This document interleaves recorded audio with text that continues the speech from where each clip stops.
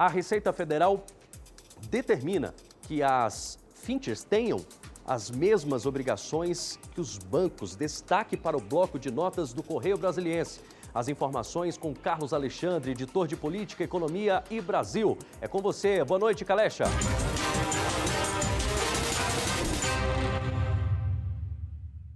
Boa noite, Marco, e a todos que nos assistem aqui no Jornal Local. Olha, o nosso destaque de hoje vai para a ofensiva contra as fintechs. Um dia depois de realizar a maior operação da história contra o crime organizado, o governo federal pretende enquadrar as fintechs, que são aquelas empresas especializadas em administrar fundos de investimento com forte apelo digital. A Operação Carbono Oculto, que identificou uma movimentação de mais de 40 bilhões de reais por uma facção criminosa, revelou a participação de diversas dessas fintechs, algumas inclusive com endereço no coração financeiro do Brasil, a famosa Avenida Faria Lima, em São Paulo. Em relação ao crime organizado, o governo entende que provocar uma asfixia financeira sobre o crime é uma estratégia eficiente e que essa estratégia precisa continuar. Vejam só a explicação do ministro da Fazenda, Fernando Haddad, sobre o plano do governo para combater esse fluxo de dinheiro ilícito mantido pelo PCC e outras facções criminosas. Olha aí.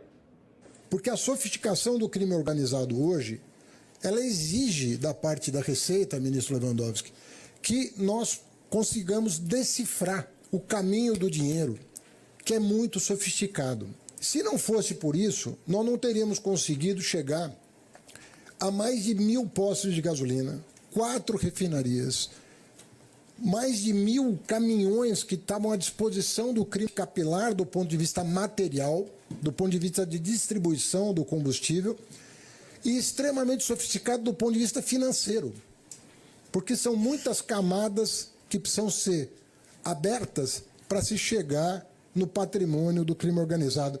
Sem o que fica muito difícil você vencer o crime. Porque se você prende uma pessoa, mas o dinheiro fica à disposição do crime, essa pessoa presa vai ser substituída por outra. E, em geral, o que fica preso é o personagem menos importante da estrutura criminosa. Você não chega no andar de cima do crime organizado. Essa operação é exemplar porque ela conseguiu chegar na cobertura do sistema, no andar de cima do sistema. E, para isso, a Polícia Federal e a Receita Federal têm que trabalhar juntas. Vocês viram aí as explicações do ministro Fernando Haddad para promover uma asfixia financeira contra o crime organizado. Lembrando que hoje, nesta sexta-feira, a Receita Federal publicou uma instrução normativa na qual determina que as fintechs tenham as mesmas obrigações dos bancos. Segundo a Receita Federal, a Operação Carbono Oculto revelou dificuldades de rastreamento dos valores movimentados. O fisco identificou ao menos 40 fundos de investimento, tanto do tipo de multimercado ou fundos imobiliários, com um patrimônio de 30 bilhões de reais. E esses fundos controlados pela organização criminosa. Então, vocês estão vendo aí essa fortuna que vem circulando nos meios financeiros e que está absolutamente sem controle. Aí é exatamente nesse ponto que o governo, essa força-tarefa, interveio. Muito bem. Em um outro destaque também, vem do presidente Lula. Ele, depois de elogiar a Operação Carbono Oculto nas redes sociais, o presidente Lula, ele se manifestou, disse que o governo continuará firme no combate ao crime organizado.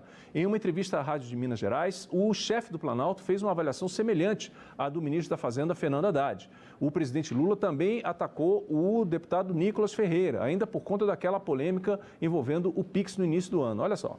Nós agora vamos colocar fintechs, uma apuração mais rígida, porque nós descobrimos que tem muita gente ligada ao crime organizado. E outro, nós fizemos a operação mais importante da história de 525 anos do Brasil, para pegar, como disse o Haddad, no andar de cima, porque por enquanto só ia no andar de baixo. Agora nós queremos saber quem é que efetivamente faz parte do crime organizado. Quem quiser vai aparecer.